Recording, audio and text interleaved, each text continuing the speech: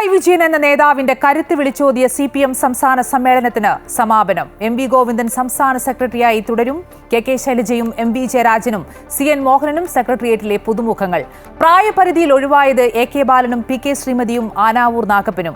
R ബിന്ദുവും John ബ്രിട്ടാസും അടക്കം 17 പുതുമുഖങ്ങളെ ഉൾപ്പെടുത്തി 81 അംഗ സംസ്ഥാന സമിതിയെ തെരഞ്ഞെടുത്തു. വീണ ജോർജ് പ്രത്യേക ക്ഷണിതാവായപ്പോൾ അച്ചടക്ക നടപടിയുടെ പേരിൽ സൂസൻ കോടിയെ ഒഴിവാക്കി.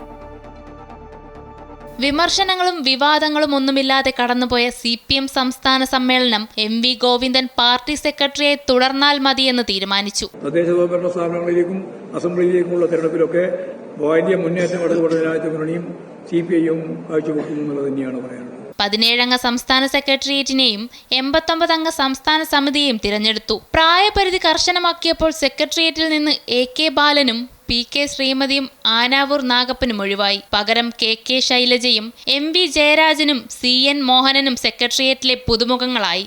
P ജയരാജനെയും P ശശിയെയും MB രാജേഷിനെയും സെക്രട്ടേറിയറ്റിലേക്ക് തിരഞ്ഞെടുത്തില്ല. മന്ത്രി R ബിന്ദുവും ജോൺ ബ്രിട്ടാസും DYFI നേതാക്കളായ V വസീഫും VK സനോജും ഉൾപ്പെടെ 17 പുതുമുഖങ്ങളാണ് സംസ്ഥാന സമിതിയിലുള്ളത്. കരുനാഗപ്പള്ളി ഏരിയ സമ്മേളനവുമായി ബന്ധപ്പെട്ട അച്ചടക്ക നടപടിയുടെ പേരിൽ മുതിർന്ന അംഗം സൂസൻ കോടിയെ സംസ്ഥാന സമിതിയിൽ നിന്ന് ഒഴിവാക്കിയപ്പോൾ മന്ത്രി വീണ ജോർജ് സമിതിയിൽ പ്രത്യേക ക്ഷണിതാവായി. പ്രായപരിധിയെ കർശനമാക്കിയും പുതുമുഖങ്ങൾക്ക് അവസരം നൽകിയും CPM സംസ്ഥാന സമ്മേളനത്തിന് അങ്ങനെ കൊടിയിറക്കം. നയവ്യതിയാനത്തിൽ മാറ്റമില്ല എന്ന് നേതൃത്വം എത്ര തന്നെ ആവർത്തിച്ചാലും കാലഘട്ടത്തിനനുസരിച്ചുള്ള എല്ലാ മാറ്റവും പൂർണ്ണമായും CPM ഉൾക്കൊണ്ടു എന്നതിൻ്റെ നേർരേഖയായി കൊല്ലം സമ്മേളനം ചരിത്രത്തിൽ ഇടം നേടുകയാണ്.